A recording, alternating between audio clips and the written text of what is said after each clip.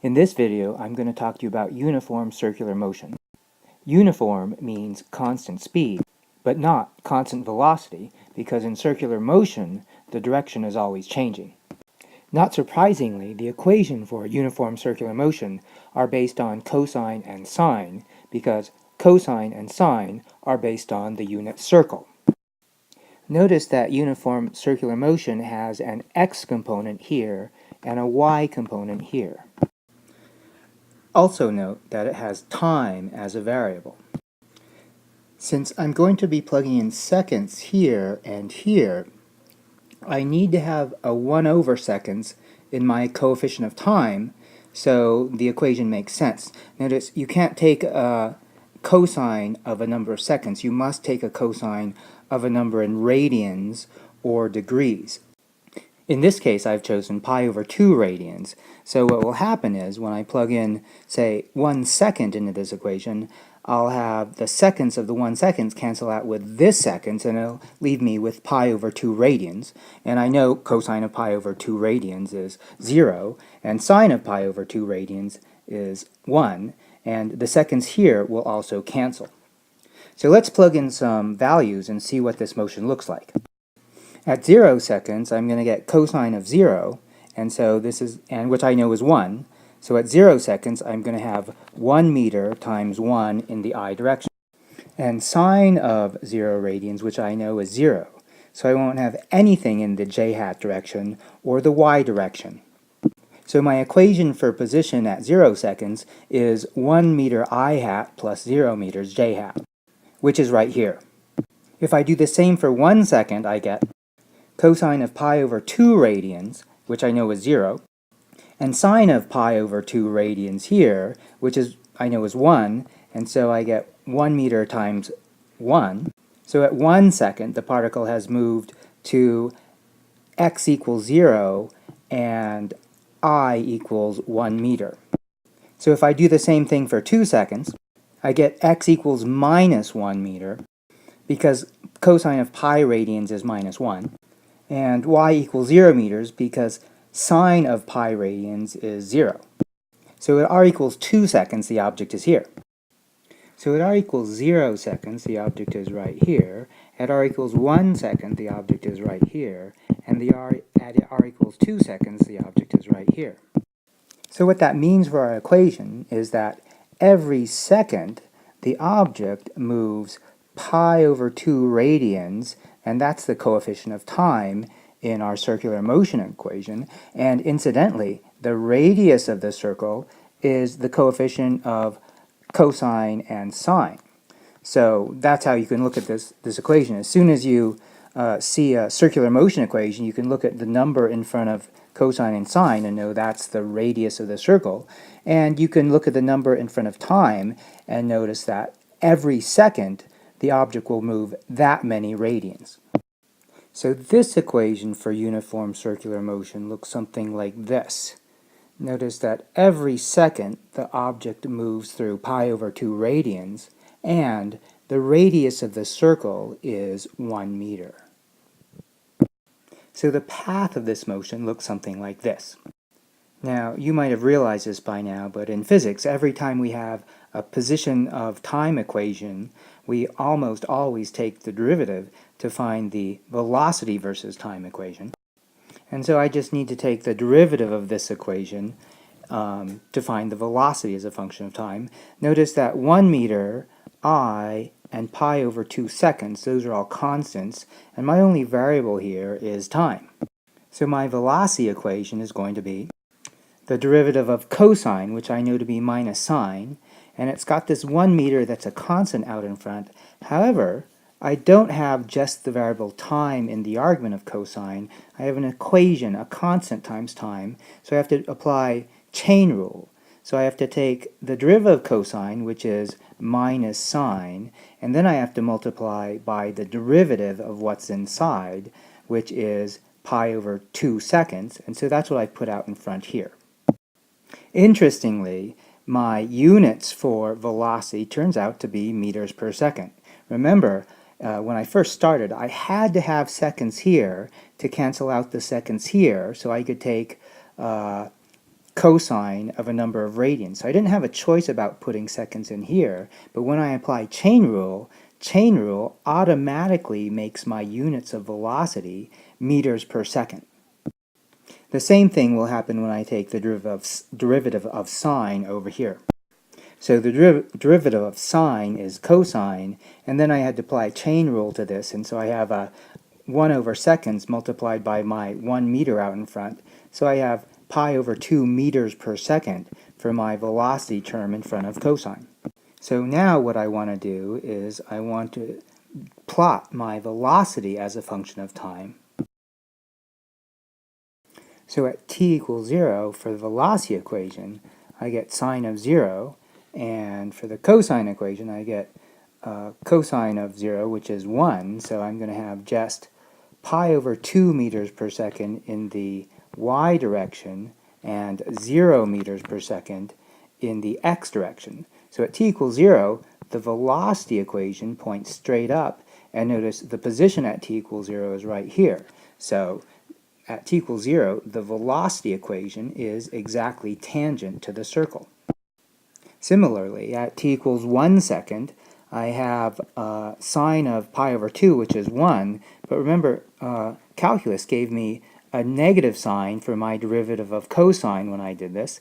So at t equals 1 second, the x component of my velocity equation is actually minus pi over 2, and the y component here is 0 because cosine of pi over 2 happens to be 0.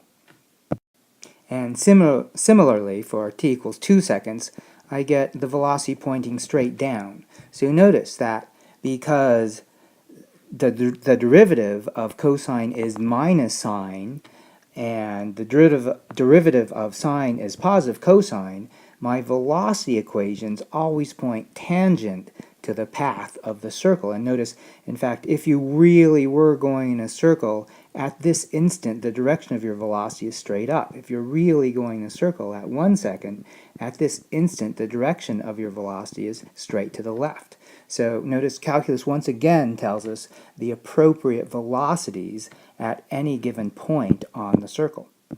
Now, of course, once we've got the velocity equation, the next thing we're going to do is get the acceleration equation. So taking the derivative, notice we get the appropriate units here for acceleration because we have to apply chain rule once again. And so at 0 seconds we have cosine of 0, so we have this minus sign from our previous derivative. So the acceleration at 0 seconds is in the negative x direction, and sine of 0 seconds is also going to be 0, so the acceleration is just to the left. And at t equals 1 second, my acceleration points straight down. And at t equals 2 seconds, my acceleration points straight to the right. So notice the acceleration equation, as given by calculus, always points toward the center of the circle. And in fact, the acceleration in circular motion does in fact always point to the center of the circle. It's called centripetal acceleration. I also would like to point out that when you apply chain rule, you get the appropriate units for the acceleration. And what does this mean? The acceleration, remember, this is uniform circular motion. The speed doesn't change, so the acceleration only comes from a change in direction. And notice, if you're going a circle like this, at any point in the circle, what you're doing is you're turning left.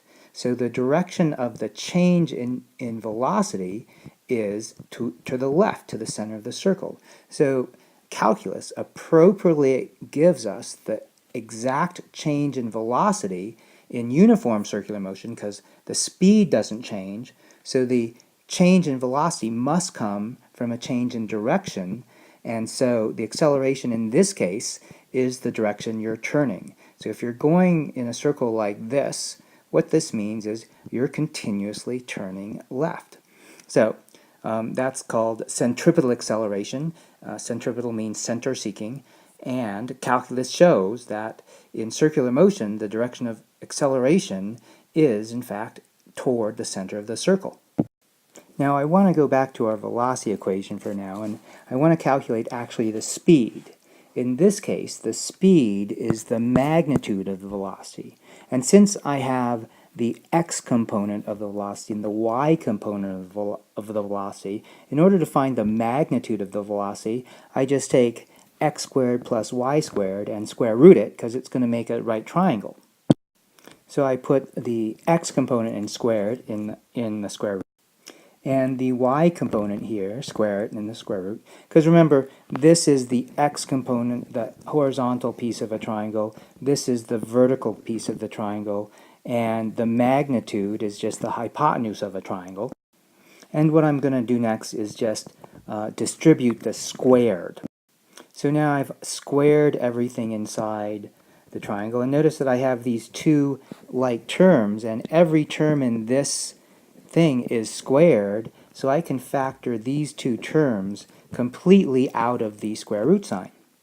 So the magnitude of the velocity of uniform circulation has the appropriate units, pi over 2 meters per second, and it's got inside the square root sign this sine squared plus cosine squared. Now, you might remember from trigonometry that sine squared plus cosine squared always equals 1. So the sine squared plus cosine squared, the only part of the equation that has the variable t in it, from trigonometry, it all just turns into 1, which means that for uniform circular motion, the magnitude of the velocity doesn't have time in the equation. The magnitude of the velocity is a constant. In fact, it is whatever the coefficient of the sine and cosine is absolute valued is in fact the magnitude of the velocity, and it is the speed. So here, this shows that this uniform circular motion has a constant speed of pi over 2 meters per second, because my variable time part of the equation dropped out because sine squared plus cosine squared equals 1. So the speed of uniform circular motion, because of calculus, is in fact constant, whereas the velocity of uniform circular motion is not constant. So I want to just take this opportunity to point out just how amazing math is. Notice, because of this trig identity, we get, and of course calculus, we get that something can move in a circle with constant speed and not have a constant velocity, because the direction of circular motion is always changing. You're always turning left in this circle, but you're moving in a circle at the same rate, and is completely shown mathematically through calculus and trigonometry. And I think that's just ridiculously amazing. Now, one last thing, I want to return to centripetal acceleration in uniform circular motion. For those of you who are interested in becoming an astronaut or a pilot, if you're going to be an astronaut, NASA is always centrifuging their astronauts and giving them centripetal acceleration to simulate the g-forces when you take off in a spaceship. And if you're going to be a pilot, every time you do a high-speed turn, centripetal acceleration is important. And the equation for centripetal acceleration, which is derived in the book, is the speed squared of something going in a circle divided by the radius of the circle. And as we've seen before, centripetal acceleration always points at the center of the circle. So technically, this equation is for the magnitude of the centripetal acceleration, speed squared divided by radius. And the direction always at the center of the circle depends on where you are in the circle as you're going around in a circle. The centripetal acceleration will always point at the center of the circle. So depending on where you are on the position of the circle, the actual, whether it's to the left, up, or down, the actual direction will always be changing. But the magnitude of centripetal acceleration is always going to be v squared over r. Now, if you're an astronaut, you're going to need to know some terms, like for instance the period of revolution, and that's the time it takes to make one full circle. And we have an easy equation for the period of revolution. It's just 2 pi r over the velocity. This is just the rate equation, or the dirt equation, distance equals rate times time. If you solve that for time, you get time equals distance over rate. So the period of revolution, the time for one circle, is the distance of one circle, which is 2 pi r, the first circumference of the circle, divided by the velocity or the rate. So this is just the rate equation. Distance over rate is time. So the period of a revolution is the circumference of the circle divided by the speed that you're going in the circle, and that's how long it will take you to go around in a circle. The other term you're going to have to know if you're going to be an astronaut, especially if you're getting spun around in a centrifuge, is revolutions per minute. This is the number displayed on a car's tachometer, the RPM number, and that's how many circles you go in any given minute. Now, if you know the period of revolution in seconds, period of revolution is actually seconds per revolution. So if you convert the period of revolutions to minutes, so you would know the minutes per revolution, the revolutions per minute is exactly the inverse of the period if you know the period in minutes. Because remember, period is minutes per revolution, and 1 over period would be revolutions per minute. So you're going to have to know that for problem 45 or any problem involving an astronaut getting centrifuged in a circle, for instance. And the only thing that is to remember is that once you find the period, you have to convert it to minutes. So the equations immediately tell you the period in seconds. This number will come out to be in seconds. And you just have to convert that to minutes and 1 over exit, and that will be revolutions per minute. So that's how you do the last problem if you ever want to become, actually that's problem 45, that's the last part of problem 45. And if you're planning to become an astronaut, it's likely that NASA will centrifuge you and you'll be given a certain specific number of revolutions per minute to simulate the 3 G's of liftoff acceleration if you're going to leave the planet Earth. So now, after this chapter, you're on your way to being an astronaut.